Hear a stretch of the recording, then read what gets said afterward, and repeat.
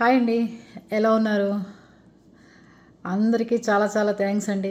ఎందుకంటే 3000 సబ్స్క్రైబర్స్, నేను ఇక్కడి దాకా నా వీడియోస్ ఉంటాయి, ఇంతసేపు మీతో పాటు నేను జర్నీ చేస్తానని అనుకోలేదు.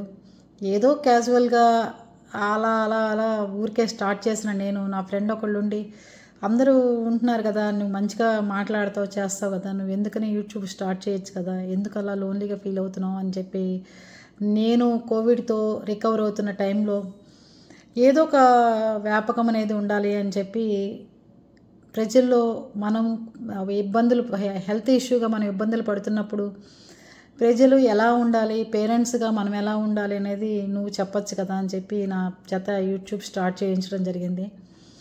అప్పటి నుంచి నేను యూట్యూబ్ స్టార్ట్ చేయడం జరిగిందండి. ఇన్ని రోజులు ఉంటుంది అనుకోలే, ఏదో 4-5 ఎపిసోడ్లు అయిపోయిన తర్వాత నేను క్లోజ్ చేద్దాం అనుకున్నాను.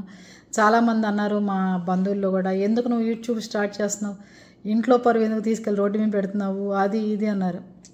మా ఇంట్లో మా పిల్లలిద్దరు కూడా ఒప్పుకోలేదు. ఏమ్మా నీకు ఎందుకు అవసరం, నువ్వెందుకు యూట్యూబ్లో కూర్చొని చెప్పాల్సిన అవసరం నీకేంటమ్మా అని అడిగారు. కానీ అందరూ బయటికి వెళ్ళి ఆఫీసుల్లో 10 మంది మధ్యలో ఉద్యోగాలు చేస్తున్నారు, 20 మందితో కలిసి జాబులకు వెళ్ళే వాళ్ళు ఉన్నారు, 100 మందితో బస్సులు ఎక్కి ప్రయాణాలు చేస్తున్నాము, 1000 మందితో కలిపి ఫ్లైట్ జర్నీలు చేస్తున్నాము, మరి యూట్యూబ్లో కూర్చొని చెప్తే మాత్రం తప్పేముంది అని అడిగితే వద్దమ్మా అని చెప్పారు. కానీ వద్దు అన్నందుకే నాకు మొండితనం పెరిగి చేశానేమో అనిపిస్తుంది అప్పుడప్పుడు. కానీ చాలా థ్యాంక్స్ అండి, ఇంతమంది నా వెనకాల సపోర్ట్గా ఉన్నందుకు మీ అందరికీ. ముఖ్యంగా ఇప్పుడు నేను చెప్పేది ఏంటి అంటే, నేను కోవిడ్ రికవరీ అవుతున్న టైంలో యూట్యూబ్ స్టార్ట్ చేశాను.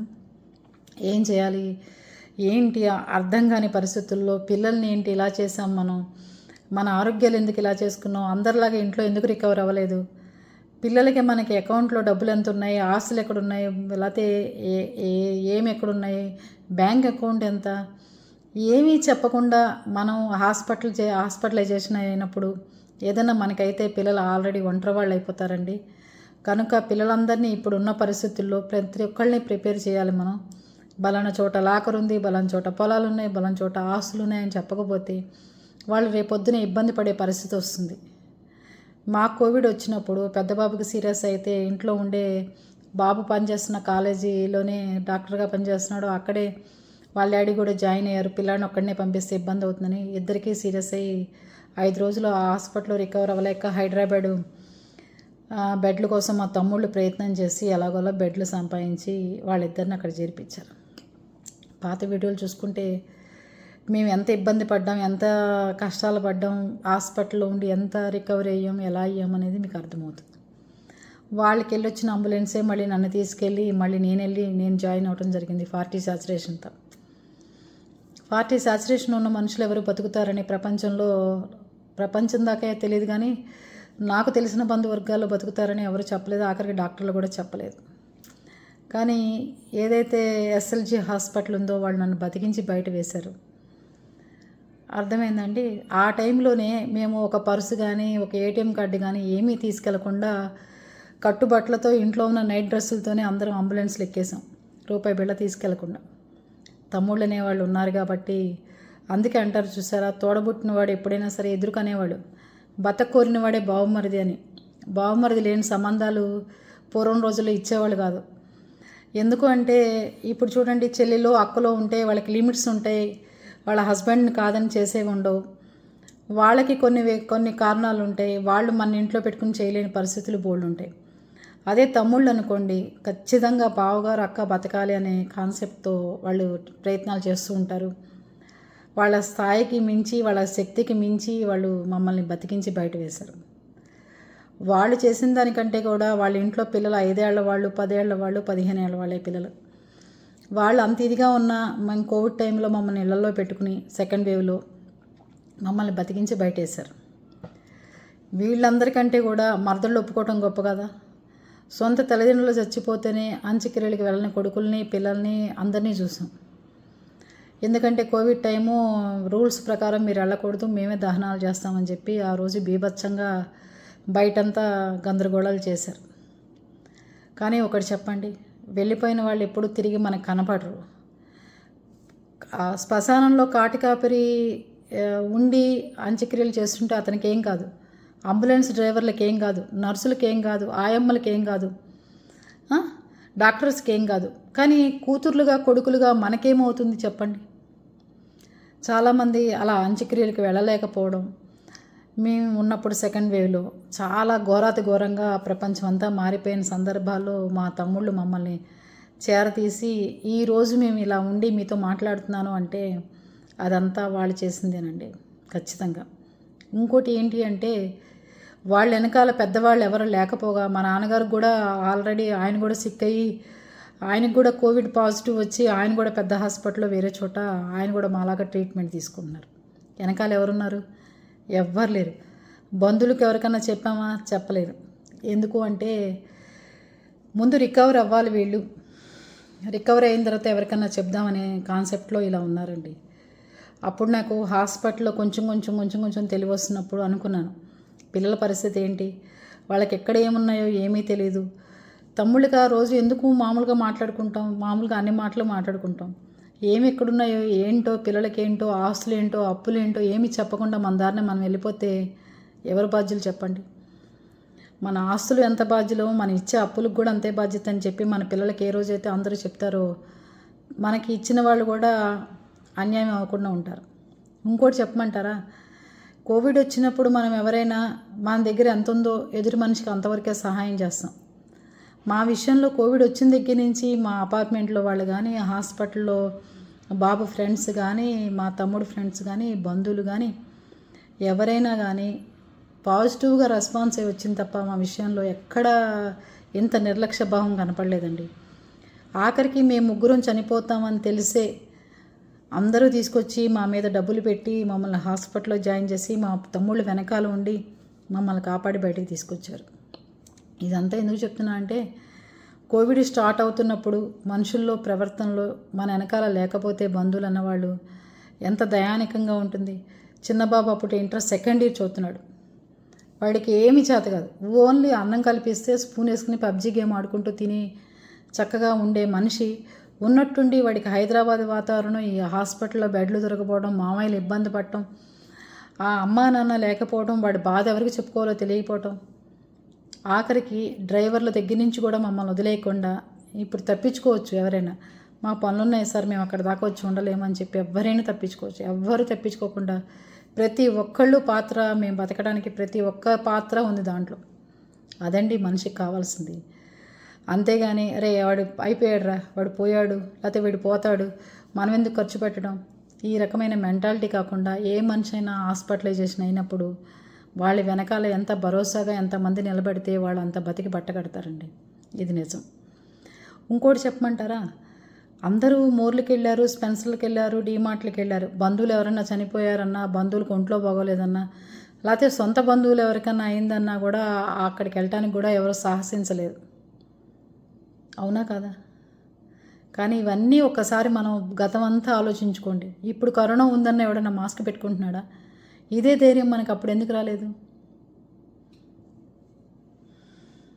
అదండి చాలా భయానకమైన పరిస్థితి. ఎవరూ బతికేది కాదు. 5 నెలలు మా హస్బెండ్ వెంటిలేటర్ మీద ఉన్నారు. బాబు వెంటిలేటర్ వేస్తామన్న స్టేజ్కి బాబు,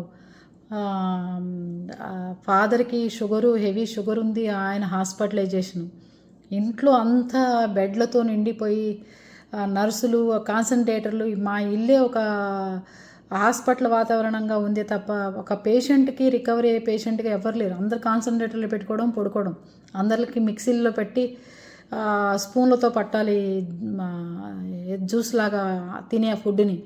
కొంతమందికి ముక్కులో చూవేసి దాంతోంచి పోసి పట్టాలి కొంతమందికి. ఈ రకమైన సిచ్యువేషన్లో రికవర్ అయ్యి మా తమ్ముళ్ళు, మరదళ్ళు, మేనల్లుళ్ళు బతికిచ్చి బయట వేశారు ఆ రోజుల్లో. ఆఖరికి 5 ఏళ్ల వాడు కూడా సాచురేషన్ చూసి కాన్సన్ట్రేటర్లో ఎంత ఉందో చూసుకుని అన్నీ చూసుకుని పడుకునేవాడు. ఇంతమంది ఇదితో బతికిన మేము ఈరోజు మీకు ఎందుకు చెప్తున్నాను అంటే, నేను ఈ ఛానల్ పెట్టడానికి చాలామంది నాకు వ్యతిరేకించారు. నువ్వు ఎందుకు పెడుతున్నావు ఏంటి, అసలు యూట్యూబ్లో కూర్చొని నువ్వు చెప్పాల్సిన అవసరం ఏంటి, కుటుంబ పరువులు బయటికి పోతాయి. ఏం కుటుంబ పరువు అంటే ఏంటండి? మనం ఏదైనా చేయకూడని పని మనం చేస్తున్నామా, లేకపోతే మనం ఎవరినైనా ఇబ్బంది పెట్టే మాట్లాడుతున్నామా, లేకపోతే ఏంటి? ప్రజల్లో అవగాహన ఏంటి అంటే, హాస్పిటలైజేషన్ అయినప్పుడు బంధువులు చూడటానికి రాకపోవడం, డబ్బులు. ఇంకోటి చెప్పమంటారా, మాకు బాగా కావాల్సిన స్నేహితులు. ఎంతవరకు డబ్బులు అంతవరకు ఎవరైనా ఇస్తాం, నేనున్నాను. ఇంతవరకు నేను సహాయం చేయడంలో గొప్పదాన్ని, నేను బాగా సహాయం చేస్తానని నాకు నేను అనుకునేదాన్ని. సహాయం అంటే ఎంతవరకు చేస్తాం, మన దగ్గర ఉన్నంతవరకు ఇస్తాం. కానీ వాళ్ళ దగ్గర ఉన్న డబ్బులు ఇచ్చేయడం అయిపోయి వాళ్ళ ఇంట్లో బంగారం కూడా బ్యాంకులో పెట్టి మనకి డబ్బులు ఇవ్వడం అనేది మనం ఎక్కడన్నా చూసామా? ఇదండి కావాల్సింది మనిషికి. మా తమ్ముళ్ళు ఎవరో వాళ్ళకి తెలియదు, వాళ్ళ అడ్రస్లు తెలియవు, కానీ డబ్బులు పంపించి మీరు చూడండి, మీరు చెయ్యండి అని చెప్పారు అంటే అది గొప్పతనమా కాదా? మనుషుల్లో ఆ గొప్పతనం ఉండాలి. ఎదుటి వాళ్ళకి హెల్ప్ చేసి మేమున్నాము అని చెప్పి నిరూపించుకోగల కెపాసిటీ ఉండాలి. చూసారా, బంధువుల కంటే కూడా స్నేహితుల్లో మనం ఏదైనా పంచుకోగలం, ఏదైనా చేయగలుగుతారు, ఏదైనా చెందుతారు అనేది నాకు మా కోవిడ్ వచ్చిన తర్వాత చాలా అనుభవపూర్వకంగా తెలిసినాయండి.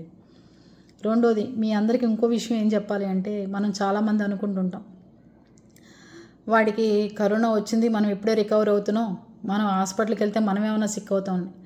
మమ్మల్ని చుట్టానికి వచ్చిన వాళ్ళందరూ సివియర్గా సిక్ అయ్యి హాస్పిటల్ పాలయ్యి హార్ట్ అటాకులు వచ్చి స్టెంట్లు వేయించుకుని మళ్ళీ మమ్మల్ని చుట్టానికి వచ్చేవాళ్ళు. చూసారా, ఇదంతా ఎంత వింతగా అనిపించిందంటే, లేదు మనం అంటే ఇంత మంచితనం ఉంది అంటే మనం ఇంకెంత ఇదిగా ఉండాలి. ఒక మనిషి ఇంతమంది మన కోసం వస్తున్నారు, ఇంతమంది చేస్తున్నారు అంటే మనం అవతల వాళ్ళ విషయంలో ఇంకెంత మంచితనంగా ఉండాలి అనేదే మనలో కనిపిస్తూ ఉంటుంది. నిజంగా అండి. చాలామంది ఇంకోళ్ళు కూడా బంధువుల్లో కూడా క్వశ్చన్ చేశారు, నువ్వేంటి, ఎందుకు యూట్యూబ్ స్టార్ట్ చేసావు, ఏంటి విషయం అని. ఇలా మేము హాస్పిటలైజేషన్ అయినప్పుడే దాయాదులు ఆశ తగాదాలు మా నాన్నగారి వైపు. ఒక సొంత బంధువే మమ్మల్ని చంపుతామని చెప్పి మనుషుల్ని పంపించటం, బెదిరించటం, ఇంటి మీదకి రావటం, మా నాన్నగారిని కిడ్నాప్ చేయటం, ఎక్కడికక్కడ మిమ్మల్ని మనుషుల్ని పెట్టాను నరుకుతానంటాం, మనుషుల పేరు చెప్పటం, మనం ఎక్కడికి వెళ్ళామో, ఏ ఏరియాకి వెళ్ళామో వాళ్ళ పేర్లు మనం ఉన్న ప్లేసులు చెప్పటం, ఇవన్నీ చేసి నానా రకాలుగా హింస పెట్టాడు. మనం రికవర్ అయ్యి బెడ్ మీద పడుకుని ఆక్సిజన్లు పెట్టుకుని ఓపిక లేని టైంలో కూడా వాళ్ళు మమ్మల్ని వదిలిపెట్టలేదు. అప్పుడు నాకు అమ్మ లేదు, డిస్టర్బెన్స్ అనమాట బ్రెయిన్లో. ఏంటి మనం ఇట్లాంటి పరిస్థితుల్లో మనం ఉంటే ఇంకా బంధువులు ఇంకా వదిలిపెట్టడం ఏంటి, మనకేం ఆస్తగాదాలు లేవు, మాకేం సంబంధాలు లేవు, మేము పెళ్ళిళ్ళు చేసుకొచ్చేసాం. నాన్నగారి వైపు ఉన్న ఆయన సొంత బాబాయ్ కొడుకు మమ్మల్ని, బాబాయ్ కొడుకు, బాబాయ్ కూతురు, బాబాయ్ భార్య ఇంత ఇదిగా మమ్మల్ని హెరాస్ చేయటం ఏంటి? వాళ్ళకి ఏంటి, దేనికోసం? ఆస్తి కోసమా? కాదు, అందరూ పంచుకోవడం అయిపోయింది, ఆయనే పనిచేశాడు. దేనికోసం? వాళ్ళు పైకి రాలేదు, మేము పైకి వచ్చాం. వాళ్ళు చదువుకోలేదు, మేము చదువుకున్నాం. వాళ్ళు ఏ రకంగానో ఊర్లో వాళ్ళకి సపోర్ట్ లేదు, మాకుంది. ఇలాంటి ఒక ఈర్ష్యాభావంతో మనుషులు ఏ రోజు చూసినా ఆ రోజు వాళ్ళు మమ్మల్ని ఎట్లాగైనా వీళ్ళని చంపాలి, అటాక్ చేయాలని ఫోన్ చేసి బంధువులందరికీ చెప్పే మమ్మల్ని బెదిరిస్తూ ఉండేవాళ్ళు. ఇలాంటి టైంలోనే నేను యూట్యూబ్ స్టార్ట్ చేయాలని నిర్ణయించుకున్నాను. ఎందుకంటే థ్రెట్ అనేది ఎట్నుంచి వస్తుందో, ఎలా వస్తుందో మనకు తెలియదు. ఫోన్ చేసి దిశలో కంప్లైంట్లు ఇవ్వటం అయింది, హైదరాబాద్లో కంప్లైంట్లు ఇచ్చాం, వాడి మీద చాలా యాక్షన్లు తీసుకున్నారు, వాడు చచ్చిపోయాడు అన్నారు, బతికారు అన్నారు, మనకు తెలియదు.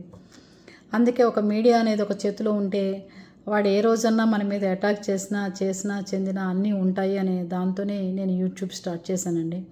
అంతేగాని ఏదైనా టైం పాస్ లేకపోతే ఏదైనా కాదు. మనం బాగోలేనప్పుడే మన పిల్లలకి మన ఆస్తులు ఎక్కడున్నాయి, అప్పులు ఎంత తీసుకున్నాం, ఎవరికి ఎంత ఇవ్వాలి, మనకెంత ఇవ్వాలి, ఇలాంటివన్నీ మన పిల్లలకి ఖచ్చితంగా చెప్పాలండి మనం. లేకపోతే పిల్లలు అనవసరంగా రోడ్డున పడిపోతారు. వాళ్ళని ఇబ్బంది పెట్టి మనం పైకి వెళ్ళిపోతే వాళ్ళు రేపొద్దున వాళ్ళ పరిస్థితి, వాళ్ళ భవిష్యత్తు ఏంటి చెప్పండి.